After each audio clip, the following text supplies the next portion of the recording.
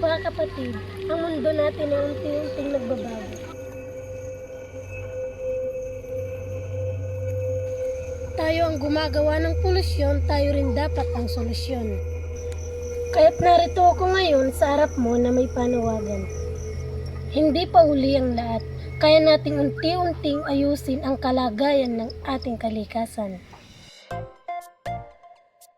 Sa Bambunihan, simulan natin ang pag-asa nito.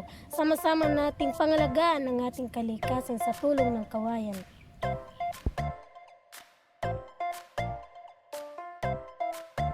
Tara na, magpatanim na, halina't magkaisa.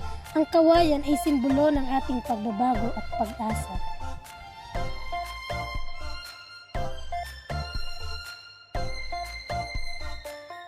Sumama ka sa aming Bambunihan, magtanim ng isang kawayan, magbago ng kinabukasan para sa ating inang kalikasan.